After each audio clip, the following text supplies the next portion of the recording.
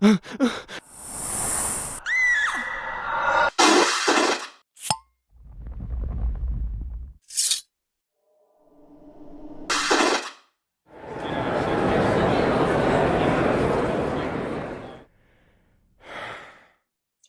and welcome to the Supernatural Fandom Track here at Continual. I'm your host, Gail Z, and tonight we are doing Supernatural Fight Club Season 3. Which were the best episodes? Which didn't you like? And why? And we're going to really throw down and talk about all the ins and outs of Season 3. But before we get started, let's get ready to rumble by introducing our panelists, starting with Elektra. Hi, I'm Elektra Hammond. I'm a writer and an editor, and you can find anything you want to know about me at untilmidnight.com. And Carole. I'm Carole Stokes. I'm a longtime fan. I write fanfic under the moniker of Firesign 10. You can find it all on AO3, and I'm on Twitter under true_Firesign 10. And Melissa. I'm Melissa. I'm a longtime fan. I'm a stalker on the Facebook page and a stalker on AO3 from certain authors, but we won't name them. And I am a self-confessed Dean Girl. And I'm Gail Z. I write epic fantasy, urban fantasy, and more. And as Morgan Bryce, I write urban fantasy, male, paranormal, romance, but all the modern versions are places Sam and Dean could walk into and feel right at home. I run the Supernatural TFWNC group on Facebook, and I've gone way down the rabbit hole and haven't stopped yet. So let's talk about Season 3. There was a lot going on, and Entertainment Weekly, of course, went through and gave their 75 essential episodes. Now, this was before Season 15 came out, so it was the Seasons 1 through 14. If you only watched 75 episodes, which ones did they think would give you the feel for the series? I did an article series based on that and disagreed with them mightily. And that just kind of led to, well, let's talk about this, because I think everybody has a different idea of what's essential. So we'll start with what Entertainment Weekly picked. They picked Lazarus Rising, In the Beginning, Yellow Fever, I Know What You Did Last Summer. That's not season 3. Yeah, you were really flipping me out. I love those episodes, but that's season 4. You're right, it is. Sorry about that. I know those names. I was starting to feel like, oh my God, did I really do the wrong thing? No, you didn't. No, I've got them labeled with episode numbers, so. But I know Lazarus Rising is the premiere of season 4. Is definitely the beginning of Season 4. Well, see, you guys keep me honest. We'll reroute. Well, let's just reframe this, and I'm going to let Carole start with what she thinks are hers while I look up the right season. Go ahead, Carole. All righty. So I won't say that Season 3 is as ripe with juicy fruit as Season 2 was, but it's certainly no slouch. There are a lot of great episodes, even some, a lot of really good episodes. There's really only a couple of clinkers for me, but we'll get to those later. I would say off the top of my head, my favorites are Bad Day at Blackrock. That rabbit's foot is a frisky little fellow, and you cannot beat the humor in that episode. Supernatural Christmas, oh my gosh, all the humor, tremendous character actors playing the pagan gods, and then that poignant, heart-jerking ending of the Winchester boys having Christmas. Mystery Spot, come on. Mystery Spot, the first half, hilarious. The second half, break your heart.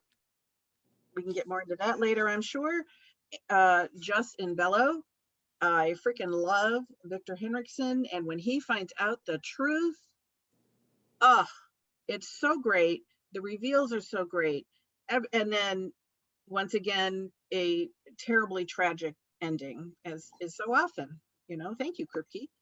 And my final one would be the finale, No Rest for the Wicked.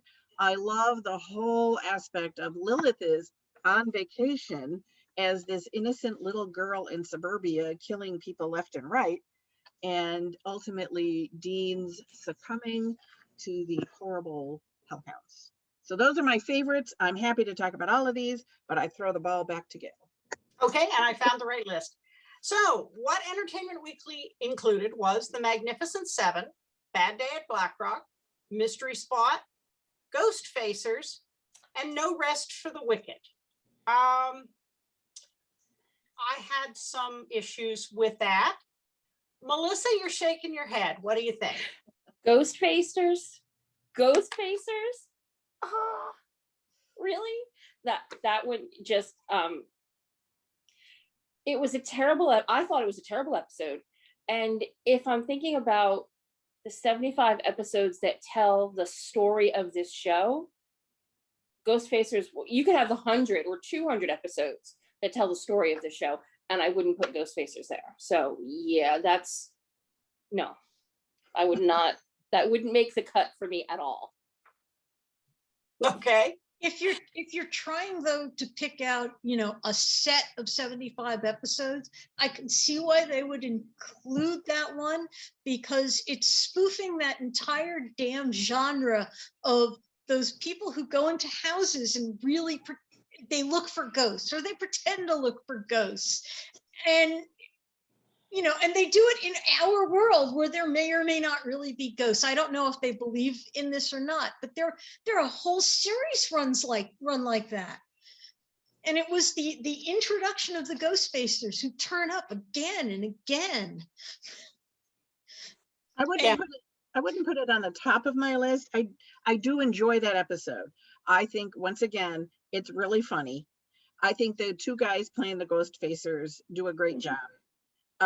They're taking themselves so seriously, and then therein lies the comedy. But the other thing I like about it is it's one of the rare instances of an outside point of view. We are not seeing this through Sam and Dean's eyes. We're seeing this through the ghost facers' eyes, where the male models from West Texas, are always getting in their way. And we get the little skulls. They get to swear, but we have the little skulls. So we don't hear the bad words. So I just really liked that outside point of view. And I did like the poignancy of poor, oh God, I had his name until right this second. The poor guy who had the crush on the one ghost facer and ended up getting killed at the birthday party. And Corbett? Yes, Corbett, thank you. The intern.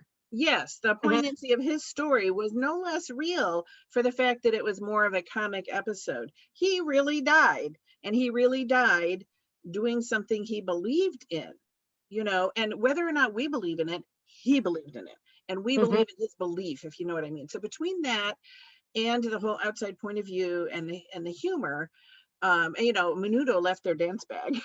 All of that stuff is hilarious. And so I wouldn't put it in my top tier, but it's definitely for me in the tier of very enjoyable, would watch again. This season, more so than the first two, has episodes that are good just because they're just awesome. I mean, Mystery Spot, but more so, it has some episodes that are introducing characters and themes that we're going to see again and again throughout the series that you want to have seen, because these people are going to turn up again. I mean, I don't think that The Kids Are All Right is a great episode, but you're really missing something if you don't see the introduction of Lisa and Ben, because they come up and they really become important characters later. Yeah. The Magnificent Seven threw me a little bit for a loop, being in their, top 5. It's got some great cinematography. It's got some nice fight scenes, but compared to some of the ones that they left out, it isn't one that quickly springs to my mind, even though it has, some really important dialogue between Sam and Dean as they're navigating his whole last year on Earth. What do you think? That's one of the episodes that's kind of hard to remember sometimes. Well, but there's critical information in there. That's when you first get the demon killing knife. They finally introduce a way that you can kill demons. And that they've been looking. And we're finally starting to see even more hunters are cropping up that are not the comic relief or something, and that are willing to work with them. They're friends of Bobby's, or they're friends of somebody's, or we knew your dad. And this season we're seeing more of that. More of even more of the hunter community than just people from the Roadhouse. Right. A little bigger world. I like the aspect where, like Elektra said, we're meeting more hunters. So we meet Isaac and Tamara. I wish Isaac and Tamara had been a little more fully fleshed. We've met people for as brief a time as we meet Isaac and Tamara and come away with much greater character depth. No slight on them, it's what they got, it's what they had to deal with. I liked the idea that the personification of the 7 sins. Here they were in the flesh. I want those shoes and I'll kill you for them. Things like that. So I wouldn't question. Yeah. Are they the first hunters that we've seen that are a couple? Yes. Yes. So that's a really nice aspect where it's like, wow, we don't only just have hunters, really 2 things. One, and I hate that this has to even be a thing that comes up, but they're the first, I believe, hunters of color that we've seen. Okay. No, we've seen Gordon before them. But Gordon is really straddling the line there. Gordon's a hunter, but he's not a good guy, even by the end of his first episode, Yeah. So here we have out and out, hunters in all the honorable kinds of ways.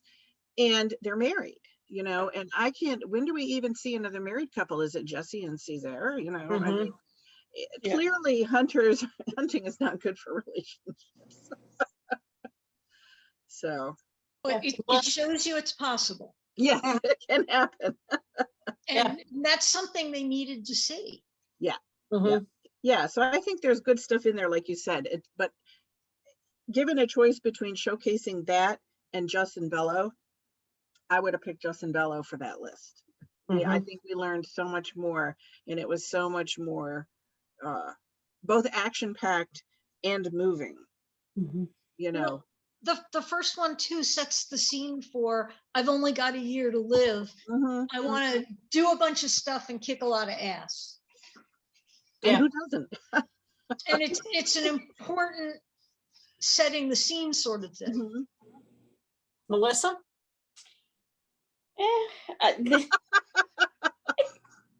That's my honest reaction to the episode.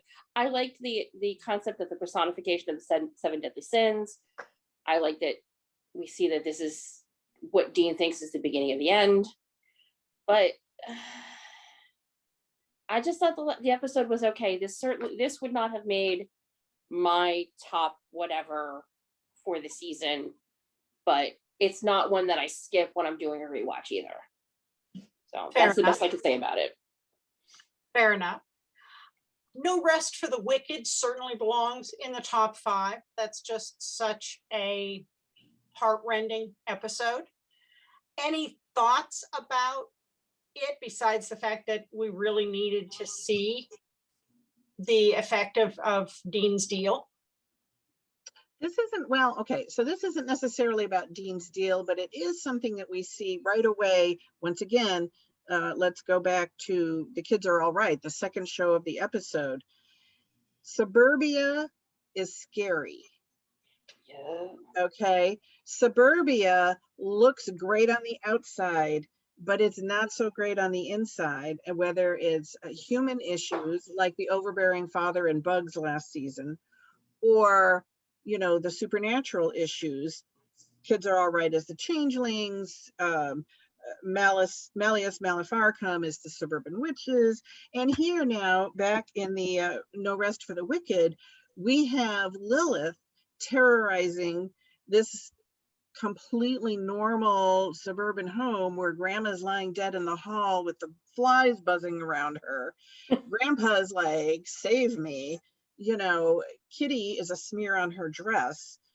Suburbia is scary, and that's a theme I think we see a lot in various episodes. So kind of life is not all it's cracked up to be. And So powerful kind of little Suburbia, kids are what scary. I was going to say, doing for Suburbia what Stephen King has done for Maine. Yes. But powerful little kids. Mhm. are scary as heck. I mean, Mhm. Billy Mooney in the original Twilight Oh, was yeah. widely agreed upon as like the scariest thing ever in Twilight Zone, was the little kid that just disappeared Right. and was terrorizing his family. And that's certainly the parallel right there with Lilith. You know, I mean, as soon as you see what's going on, that's the first thing I flash to, because I'm old enough. It's that Billy Mooney, you know, floating them out to the cornfield, and you know, she just didn't float them out; she left them in the hallway. Well, and Lilith becomes another character that becomes really important Yep. through the Mhm. next 12, 13 seasons. Mhm. Yeah. And we've Melissa? only, oh, I'm sorry, No, but just that we've only seen her as a child so far. You know, we saw her, the little girl in Justin Bello, and she's a little girl here, and I think somewhere else she's a little girl who pops up. And it's not until you know, near the end of No Rest for the Wicked that we see her as a woman. And then after that, we're going to see her as a woman. But even as a child, they're setting us up that we're like, but she's a child. She's this angelic little thing, and you know, and no, she's not. Which is just scary. Oh, tremendously. Bring it back to what Gail was saying about before this, we've seen Dad go, and we've seen deals made before that have either been broken, but we've never seen the consequences before. They've gotten out of deals, or we've just skipped over what happens. Mhm. And yeah, and it was high time we saw what happens. Melissa? Being a Dean girl, this episode for me, though, I never really thought about the point Carole made about suburbia as a scary place. That really rings true thinking about that. Now I want to go back and rewatch it and put that filter over it. But because I'm a Dean girl, the whole front half of the episode with Lilith and everything, none of that sticks for me. What sticks for me is the end. And from the first time I've watched it, and every time I've watched it since then, even though I know what happens later, I just lose it as hard as I did the first time. So if I had somebody and I wanted them to watch Supernatural and really understand it, this would absolutely be on one of my lists, because this is about the relationship between Sam and Dean, because Dean did this for Sam. He made the deal for Sam, and now he's got to deal with the consequences, and he's terrified, and it's horrific. And now Sam has to deal with those consequences of Dean's deal, and it's horrible, and it's heartbreaking, and it's beautiful. So this one definitely sits in my top 10 bucket list for the show. Okay. Bad Day at Blackrock as one of the 5 essentials. You know, it turns out to be prophetic. I'm Batman. Almost as good as when he says this is Walker. He's a Texas Ranger. I mean, really, guys. First, somebody sells their soul for an extra 10 years, and we get 15 seasons instead of 5. And now, obviously, somebody's seeing the future. But, you know, this is one of those funny episodes, and then, ha, ha, ha, oh.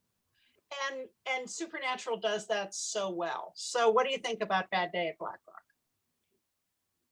Well, you know, Buffalo is just, you know, awful. And I never understood why he had his storage area up in Buffalo. I think we've talked about that before, because it's way out in the middle of nowhere. It's way up north, right near the Canadian border, all the way at the edge of the country. It's not convenient for anything or anyone. But other than that, having lived up near there, it's such a fantastic episode of the hot potato, the rabbit's foot. That is hilarious. Mm-hmm. I mean, literally, they're juggling it like, ah!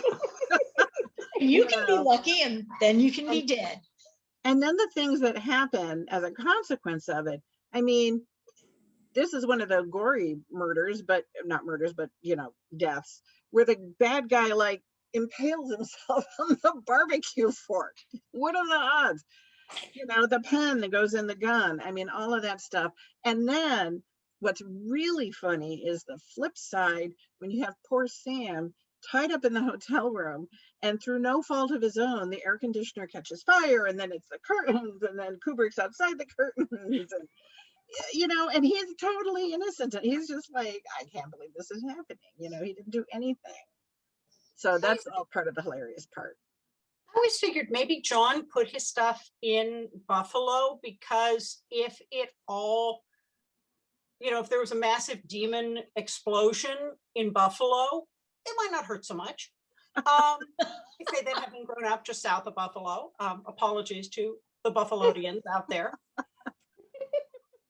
Melissa. I like this episode. Anytime they're funny is always going to be a hit with me. This is also, I think, where we meet Bella. And I think Bella is one of those underused characters. I liked her character. I liked having somebody who was sassy and strong and giving it to the boys. So I thought this episode was fun. I don't know that it progresses the storyline along a lot, but it's certainly on my list of, if I was handing a list of episodes to watch to a friend, this would be one of them, because it's a nice one-off, it's funny, and we get to meet one of the characters I really love. And Bella, of course, we beat, she's now established for that season. She's in, a bunch of that season. We also meet an amusing character in true supernatural fashion, I think, where we meet him 2, 3, 4 times before he kicks it. And that's Kubrick. Kubrick's hilarious with the black velvet Jesus in his trailer and everything. Kubrick's one of those characters you could just be like, yeah, he's another Hunter, whatever. And he's this little jewel, of humor and character. And every time you see Kubrick, you're gonna get something good. Yes, the private little cult of, we're not sure Sam's quite human, so we have to take him out. He hasn't done anything to us, but just in case, let's just get rid of him. That private little group of him and Gordon. We'll take care of him just in case. Yeah. Mystery Spot is kind of a no-brainer to put on the essentials list, but I was disappointed that a very supernatural Christmas wasn't also on that list, because to me they kind of really are bookends with Dean's deal and its effect on Sam, which Dean never really thought about when he made it, or his self-esteem is so low that he just figures Sam can do better without him. Any other thoughts on the Christmas episode, which again, it starts out funny and then goes way off the rails? The funny at the beginning just can't be, unappreciated. I mean, we have that really grisly little lead in, that poor kid watching that monster drop up to get his dad. But stuff like where they're trying to, listen, we lost Melissa, where they're trying to scope out that drunk Santa, and Dean's like, oh, he likes to watch. And the girl's like, ew. And then they're singing in his trailer. There's just so many gorgeous little scenes and bits. And even when they're finally dealing with the pagan god couple, I can't remember the man's name right now, but he is a well-known, well-established character actor, and he is fantastic. And he has that whole 1950s Ozzie and Harriet, I have my pipe and my sweater thing going down, and then he's smushing that fruitcake and Madge and the cookies and the kitschy decor, and it's wonderful. And yet amidst this, here they are performing this horrible blood ritual, and they're yanking out teeth and nails. It's horrible. It's some really painful, icky parts amidst this cheery environment. I keep thinking of that one, and then the real bookend for that one for me is Last Holiday, which I know is season 3, but it finally gives them a real Christmas celebration. And it also has some really creepy, dark, horrible stuff going on. Those 2 episodes have an awful lot of parallels. Well, some of the Monster of the Week episodes that didn't necessarily move the story forward a whole lot, so I understand why they didn't make the essentials list. on rewatching them were darn good Monster of the Week stories. So I'm thinking of Red Sky at Morning and Long Distance Call and Time Is on My Side. Nice, solid Monster of the Weeks. I definitely like Red Sky at Morning. I know people have crabbed about it, and I think at some point, didn't even one of them, somebody like higher up in the SPN echelon was like, oh, that wasn't that great an episode. I loved it.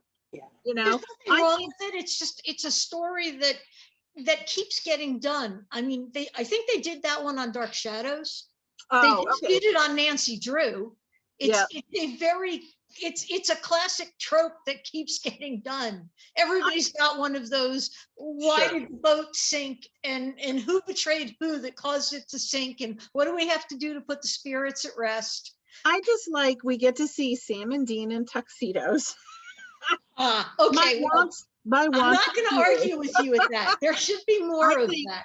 I think the byplay between Bella and Dean is hilarious when they're trying to like psych out to get the hand, and he's like, wait, well, the guard is like, well, who's in with her then? Because she's like, oh, and Sam and the nice lady who would also, with Gert. I loved Gert.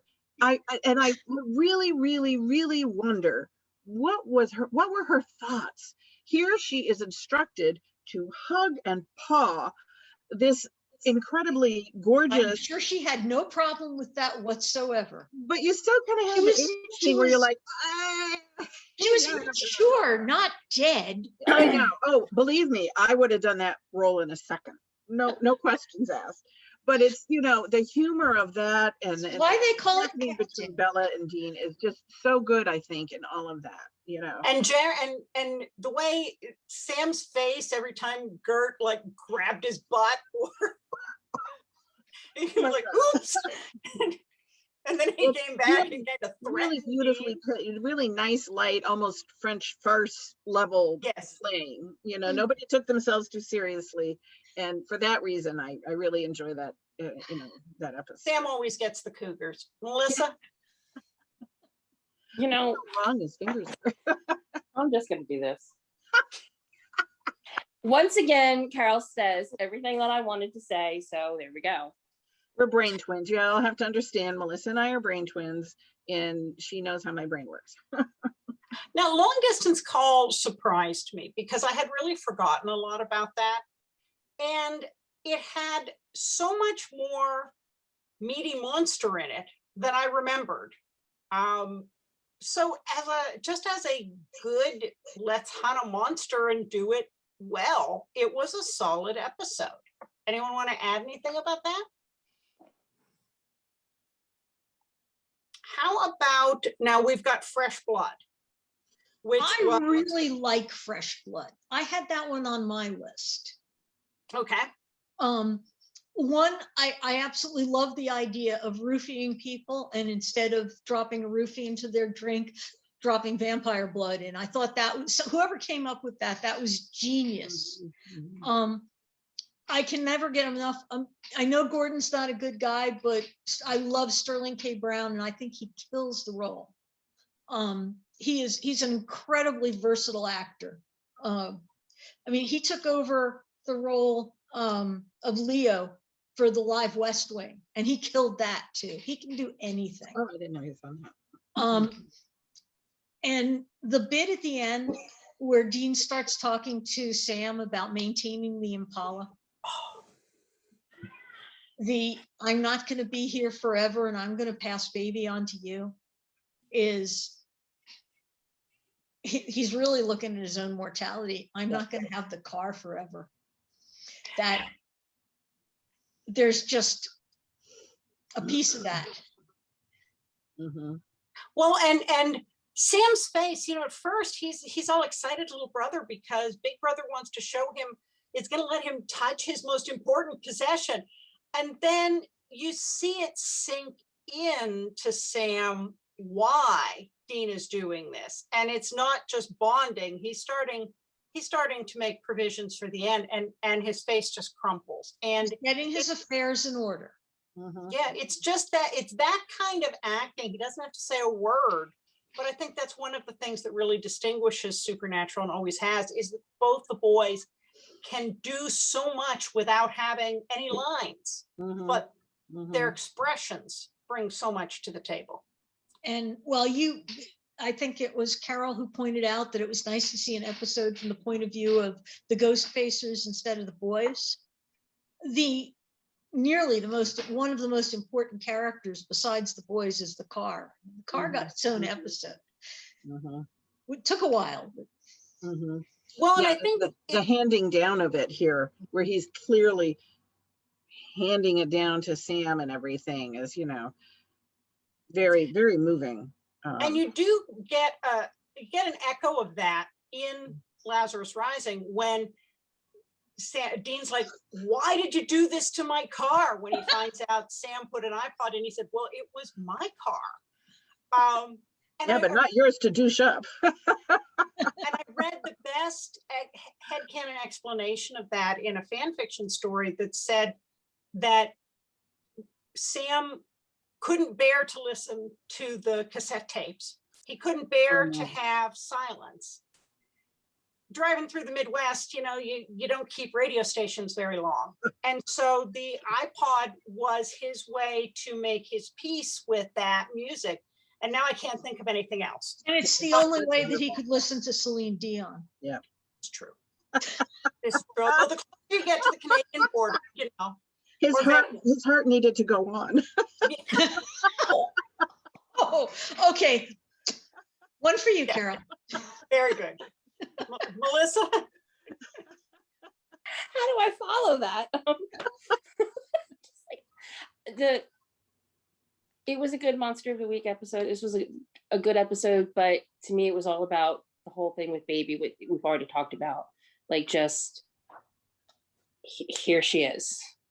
And Jared and Jensen are such great actors because Jared did so much with just his face. You could just see it all clicking in his head. And whoever directed this episode also gets kudos for me because they let that moment happen. Good point. Now, a distressing number of this season was directed by Robert Singer. I was noticing that. Time is on my side. This is Sam getting really desperate to come up with any way to keep Dean with him. And it was uber creepy. I did read a fan fiction story where it was an alternate universe and they went with Doc Benton's version. And many years on, you know, parts started going bad and they had to start getting replacements. It's a good story. It was really creepy, but it was a good story.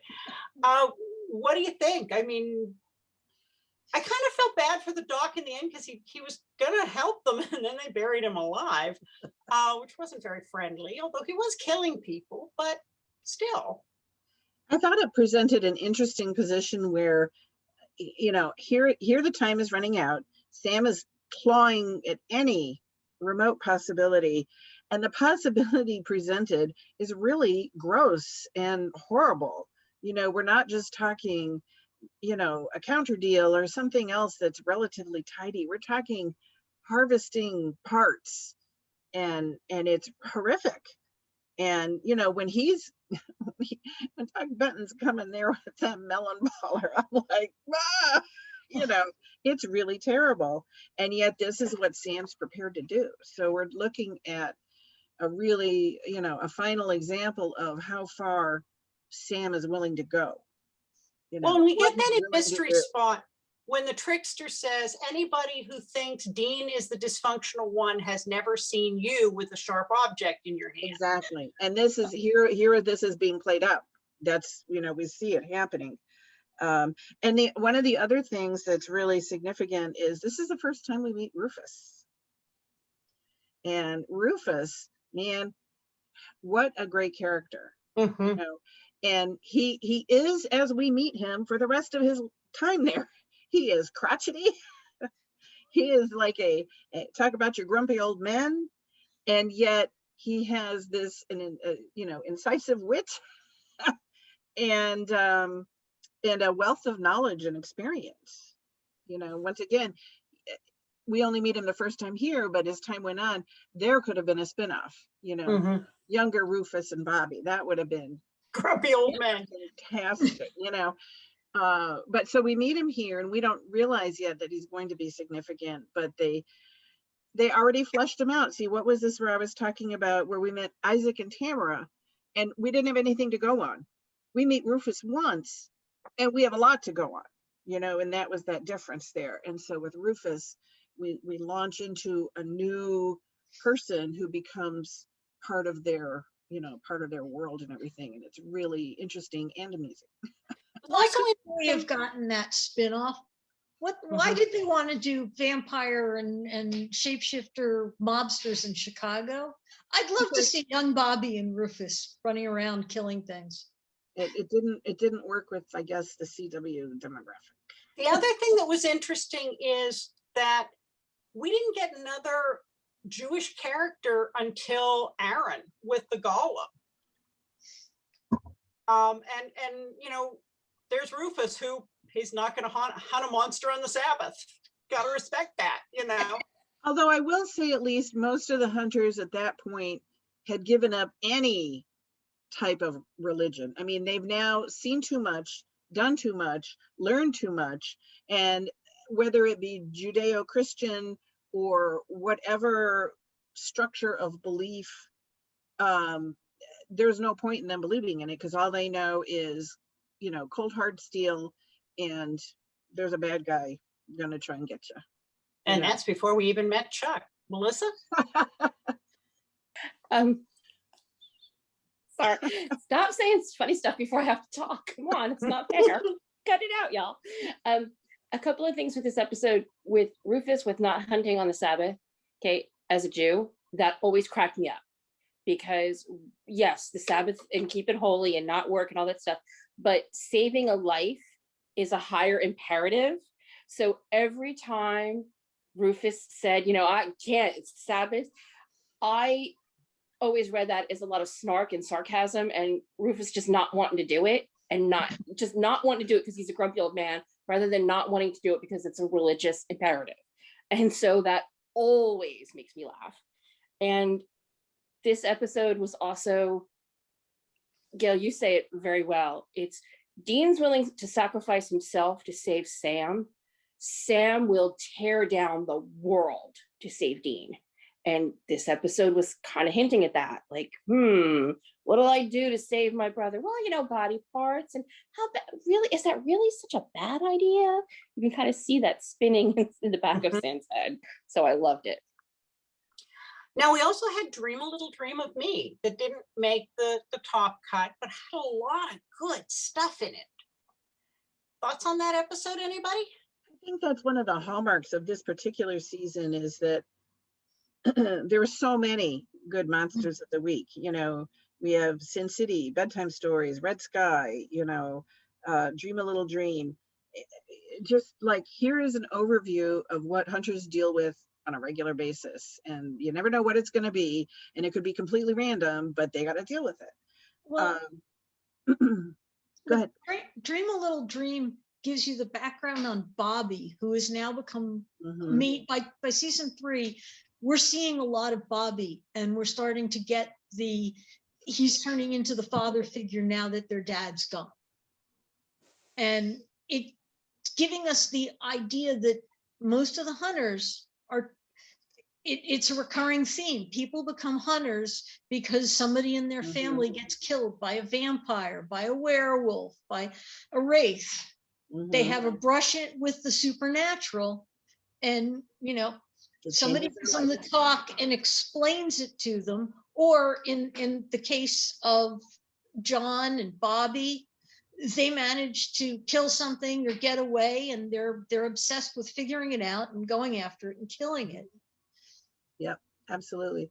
And we learn one new tool that they use many times after this, which is your African dream root tea, you know, which I just love that they use this again and again. You know, they never drop it. I mean, there's some things that get dropped, but this never does. And every once in a while it will pop back up, and it's like, well, let's make the tea and get into the heads. And it was a really clever device, you know, I really liked it. I thought it really worked. And I also liked it that this wasn't a monster in the sense of even totally being a supernatural being.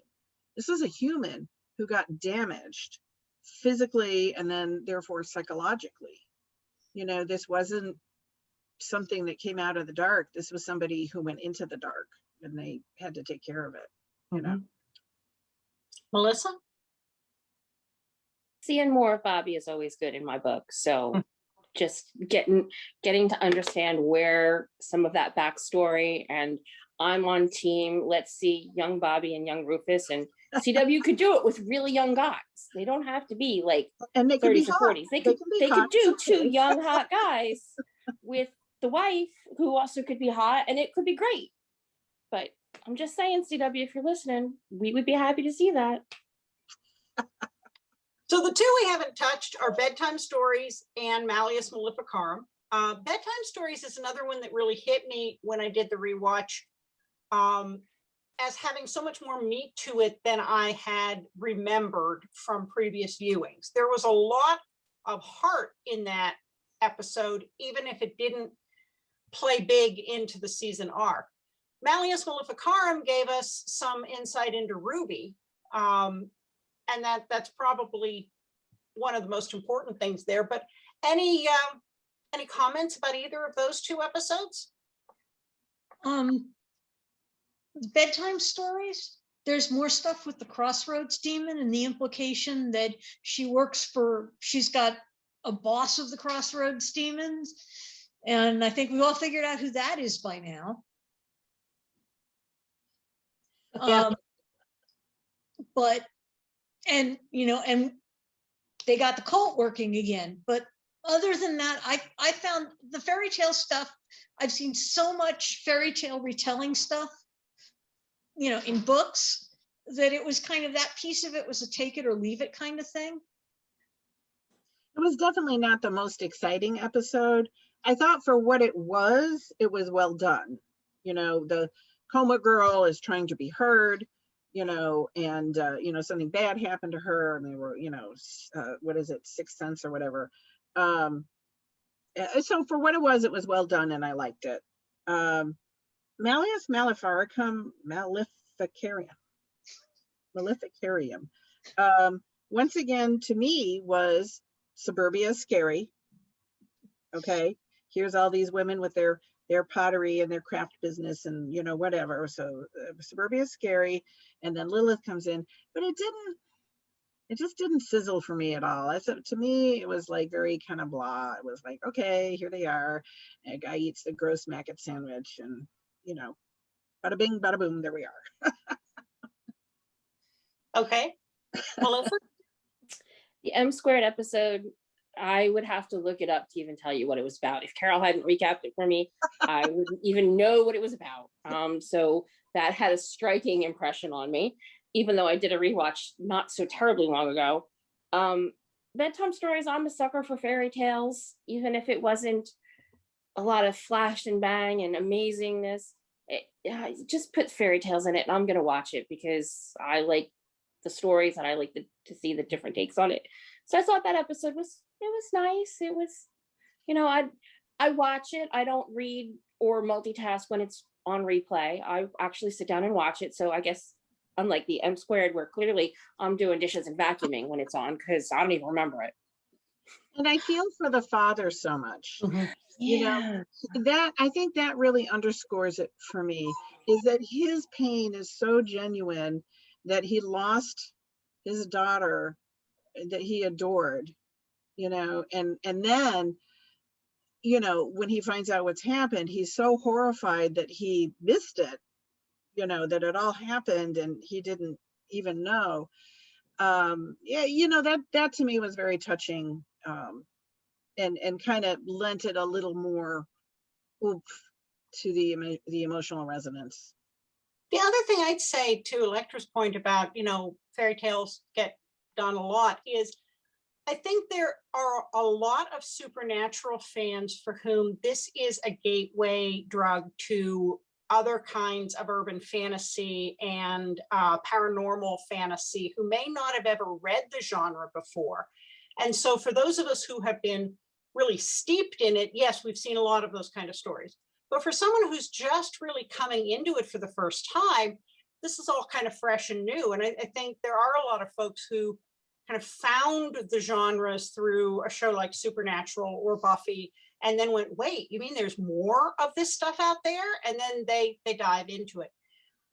On a trivia note, and I take this as you will, but the Crossroads demon in Bedtime Stories that Sam shoots was his then fiance, Sandra McCoy. Of course, at the end of season 4, Ruby, who bites the dust, becomes his wife for real. So, Jared, we don't know what's going on with you here, but it's a little twisted, and that's okay. But I really couldn't believe when I found out that that was his fiance at the time they shot the episode, and then fast forward to Ruby, and it was like, got a pattern going here. So yeah. Well, folks, we are at the end of our time. This always goes so fast. It's so much fun. See, that is my timer telling me that it is.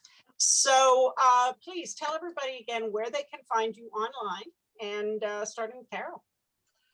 I'm on AO3. All my fiction is under the moniker Firesign 10. There's all kinds of stuff there. Mind the tags.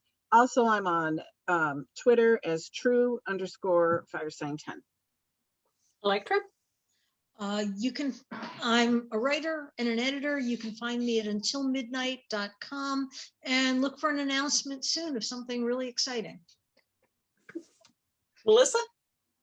I'm just stalking Gail's Supernatural Facebook page. That's really where you can find me. I'm usually there commenting on the pictures of the boys and being snarky. That works. We are glad to have you there. I'm actually there a lot too, because Melissa and I run into each other all the time. When she's not stalking me. You can find me at gailzmartin.com and morganbryce.com. Also at the aforementioned Supernatural TFWNC group on Facebook. And all the rest of the social media sites are some variation of the name. Of course, most of the time you can find me here on Continual. So thank you all so much for another wonderful discussion of season 3. And thanks to all of you for watching and listening. There'll be more Supernatural coming up soon. So we'll see you online.